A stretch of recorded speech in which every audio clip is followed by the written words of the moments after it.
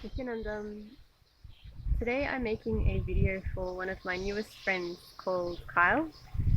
I hope that's how you say your name. I'm just making an assumption. I see that it's spelt with a C, so if I am pronouncing it incorrectly, I do apologize.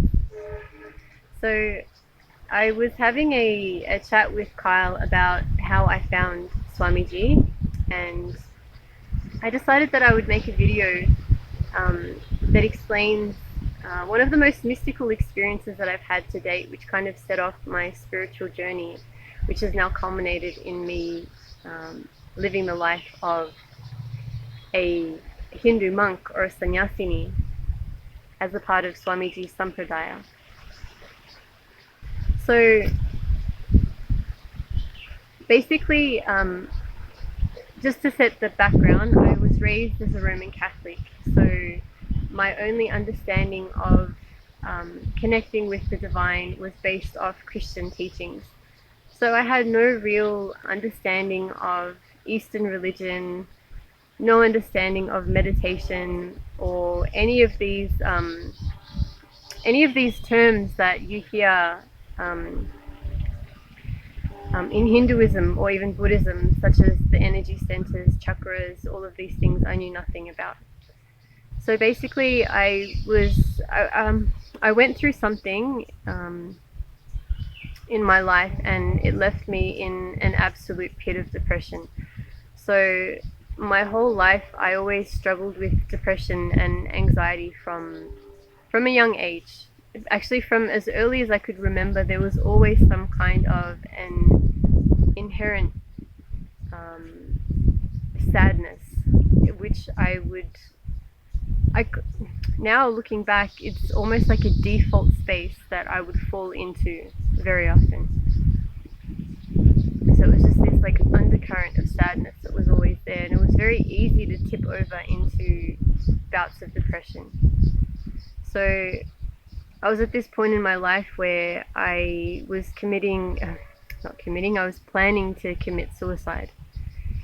And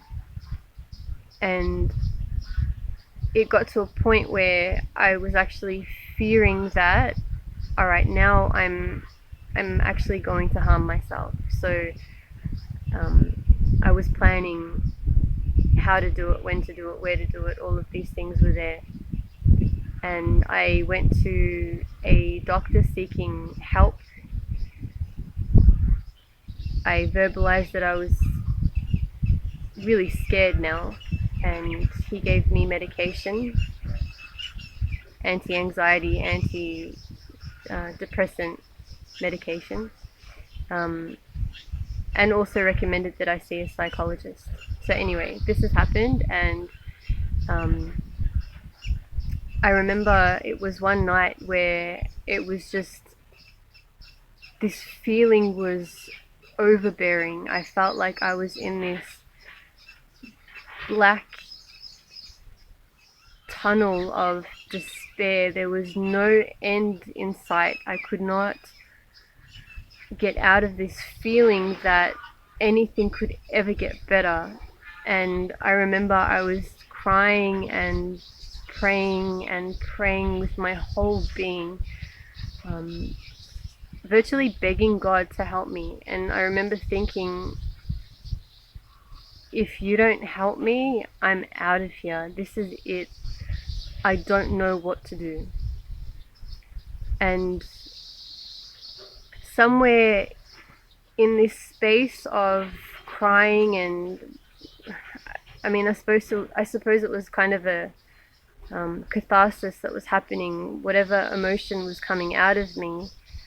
When I look back now, I see that I fell into a kind of meditative space. So like I said, I don't really have any understanding of meditation. I've never practiced it before. But it was a space where I felt at peace. And this beautiful feeling started to wash over me, where I felt tremendously loved, and my heart felt full all of a sudden. It's very difficult to verbalize. Very, very difficult to verbalize. And then my body started to experience certain things. So physically, my eyes started rolling into the back of my head, tears started flowing down my face, and I was being pushed into what I now know as namaskar. So namaskar is where we bend forward and like we basically bow down, we bow our head to the divine.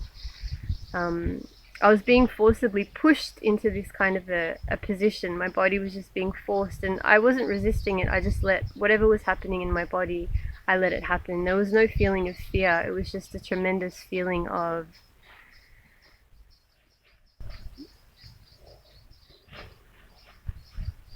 peacefulness and love. And anyhow, at some point, I've fallen asleep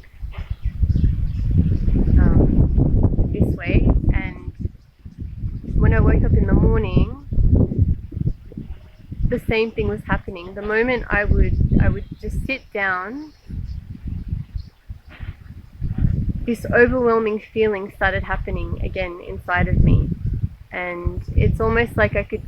It's very difficult to verbalize, but I had it felt like electricity current through my brain, and these tears wouldn't stop flowing, and my heart was overflowing. And anyhow, I had no point of reference for what had happened. So in Christianity, you don't hear of such things. The only things I had ever come across was, stories from saints where they had spoken that they had had encounters with the Holy Ghost. I had no idea what this means, other than it's something divine. And I had no doubt that this was something divine. It was such a beautiful, experience. It couldn't be anything else. So then I decided to start researching on the internet what it was that I experienced. I wanted to know more about it. It was completely out of the blue, and it was something that I just had to know more about. So as I was researching, I was reading about Kundalini and the symptoms of how my body was spontaneously moving, and all of these things that were happening. It sounded like that this was what I experienced. But the more I was reading, self-doubt started to kick in. So I started questioning, okay, I'm perceiving it as something divine, but you could very well have some kind of a neurological disorder. You've been suffering from depression, the doctor's just given you some kind of medication.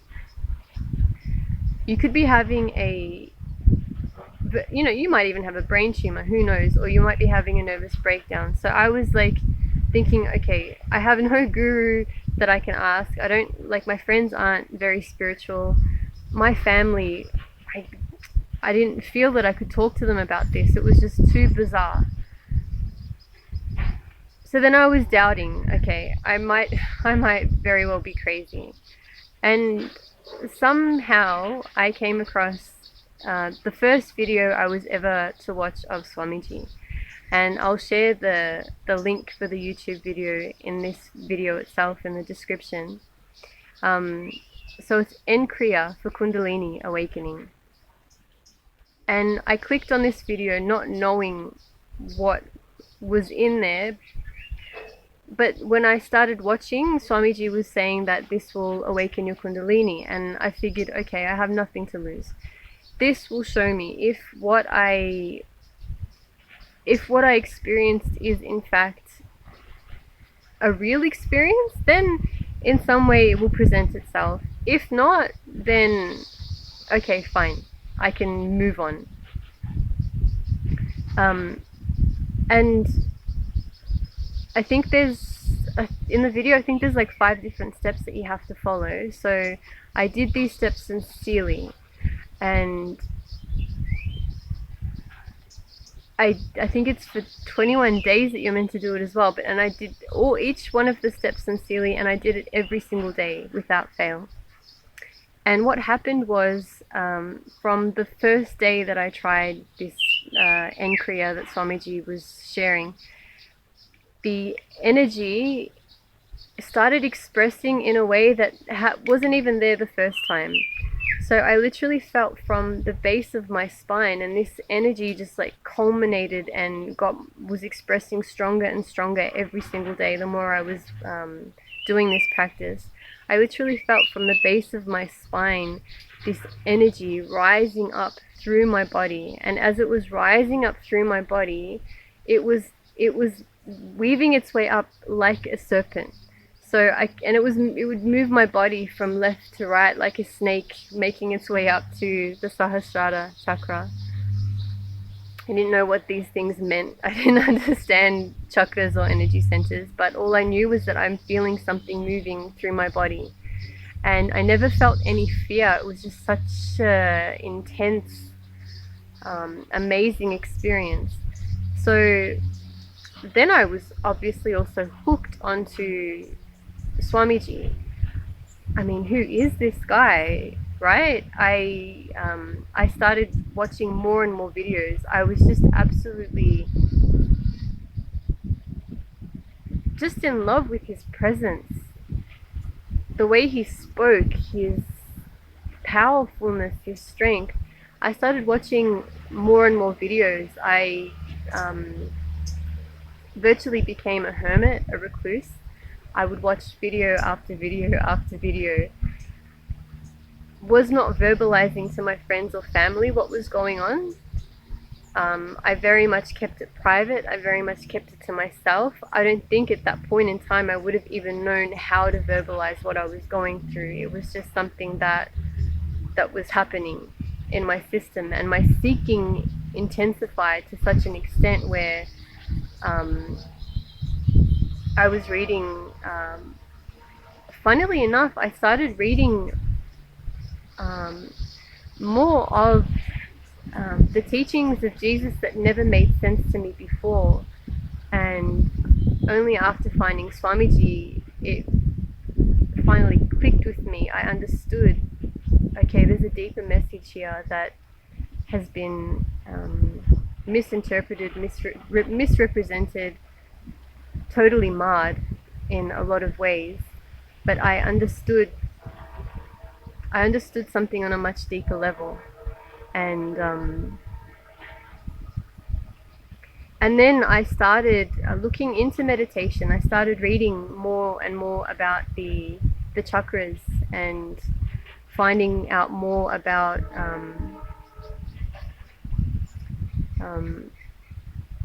these teachings of that come from the Vedas. And it was not long after that, actually, that not just doing meditation, I then got connected with, there's a spiritual community, or Sangha, Swamiji calls it, in Australia. So I'm from Melbourne, Australia. I got connected with them, and that's another story which I have to share. I don't want to take up too much time, so that'll be maybe a part 2 video. And then the more I was using Swamiji's teachings that are there for your healing, I started realizing, and I started experiencing relief from this depression and sadness and anxiety. And it was not long after that this medication that the doctor gave me, I completely threw away. And it was just like you're not meant to do it, actually, with antidepressants or anti-anxiety medication. That can be quite dangerous and harmful. But I weaned myself off it. I wasn't on it for very long, but these drugs are very strong. And nevertheless, I weaned myself off it. And I remember coming back from one of Swamiji's 2-day programs, and I just looked at the medication and threw it in the bin, and that was it. I knew I don't need it. and there's no point continuing on with it, because the healing that I was going through already, I experienced such transformation. I had no fear and no doubt that I was being absolutely taken care of by the cosmos, and I had absolutely no fear and no doubt that I had found something real in Swamiji. I had read a lot of things online while I was doing research about this Kundalini, that it can be dangerous, and without a proper guru or guide, it can mess up your system, nervous system, and all kind of things I read. But I never felt any fear when I watched any of Swamiji's videos, when any meditation techniques he gave. I just knew he's the real deal. And I mean, I don't know how on earth I am so blessed to have found him.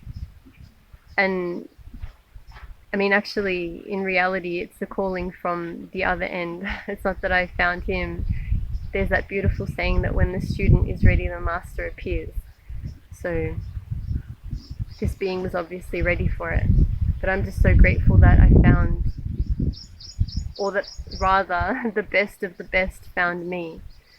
And you're also very blessed that you know of Swamiji.